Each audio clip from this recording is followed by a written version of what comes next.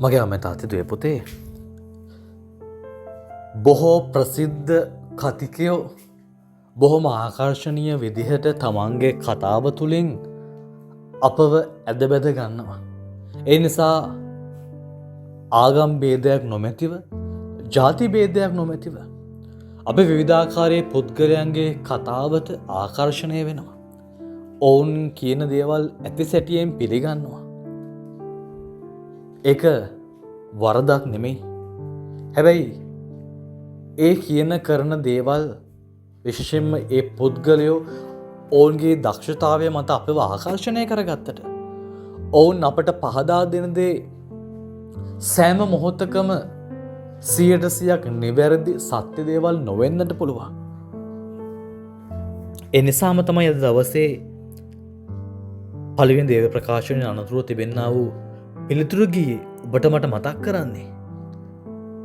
ඔබගේ දිවි සමිදානෝ මමය මට සවන් දෙන්න කියලා දෙවියන් වහන්සේගේ වචනය.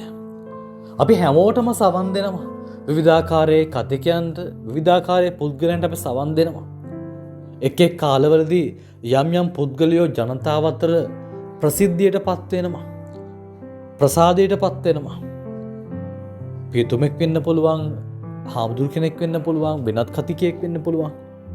හැබැයි මේ හැම දිනාට වඩා උන්වහන්සේ මතක් කරනවා උන්වහන්සේ දෙවිදානන් බැවින් උන්වහන්සේට සවන් දෙන්න කියලා. අපි මිනිස්සුන්ට සවන් දෙනවා. හැබැයි අපි ඒ මිනිස්සුන්ව මවපු ඒ මිනිස්සුන්ට මෙවැනි දක්ෂ කතිකත්වයක් හැකියාවක් ආකර්ෂණයක් ලබා දුන්නු දෙවියන් වහන්සේගේ හඬට අපි හමුකම් දෙන්නේ නැහැ. උන්වහන්සේගේ වචනය අපි කියවන්නේ නැහැ. උන්වහන්සේගේ වචනයට අපි කීකරු වෙන්නේ නැහැ. එන සාධනීය අම්මේ තාත්තේ මගේ දුවේ පුතේ ඔබේ මගේ ජීවිතේ අපි හැම මොහොතකම දෙවියන් වහන්සේගේ හඬට හමුකම් දෙන්න. උන්වහන්සේට අවනත වෙන්න.